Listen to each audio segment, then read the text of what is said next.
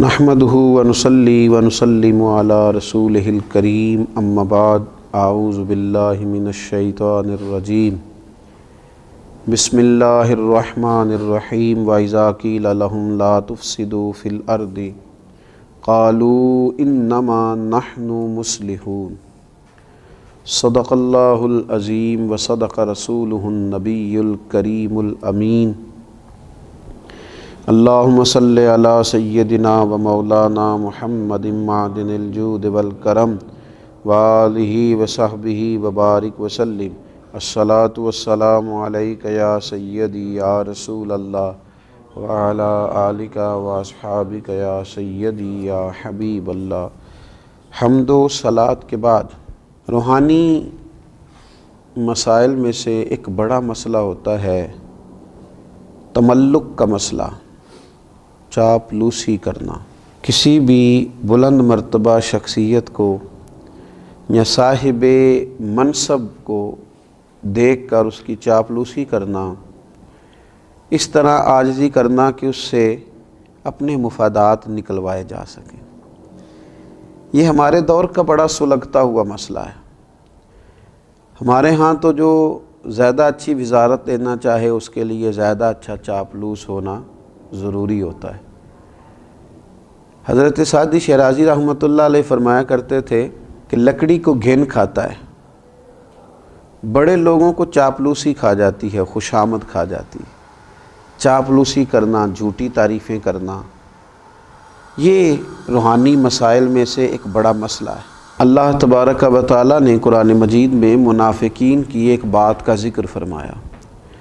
وَإِذَا قِيلَ لَهُمْ لَا تُفْسِدُوا فِي الْأَرْضِ، جب ان سے کہا جائے نا کہ زمین میں فساد نہ پھیلاؤ، قَالُوا إِنَّمَا نَحْنُ مُصْلِحُونَ، کہتے ہیں ہم تو سنوارنے والے ہیں، ہم تو صلح جو لوگ ہیں۔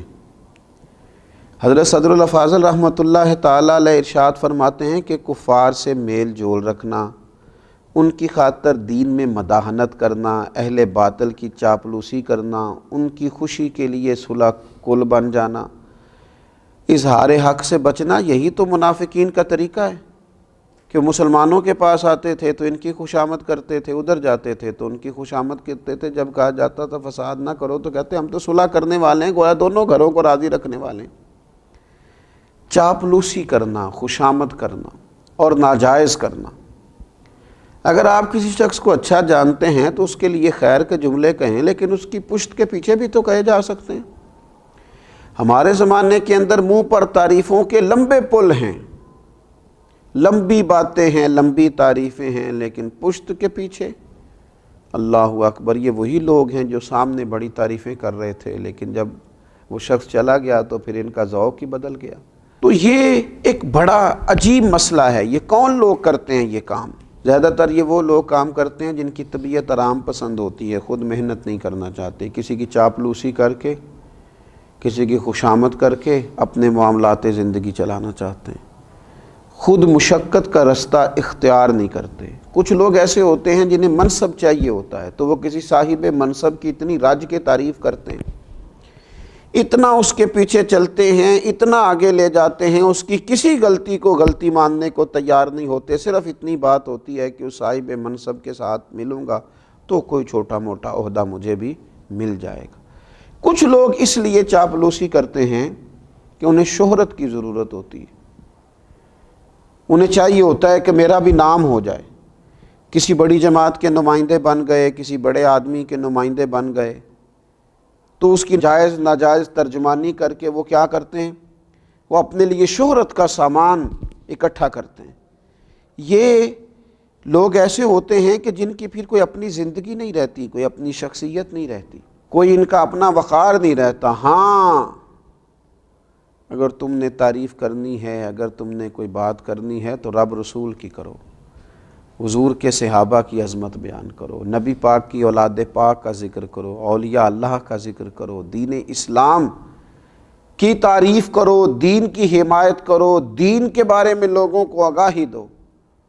اور پھر ڈھیر سارے لوگ ایسے ہوتے ہیں کہ جب وہ کسی کی تعریف کر رہے ہوتے ہیں تو پھر انہیں اس کی تنقید بھی کرنی پڑتی ہے اس پر جو اس کا مخالف ہوتا ہے، اس کے دشمنوں کے بارے میں انہیں برا رویہ بھی اختیار کرنا پڑتا ہے۔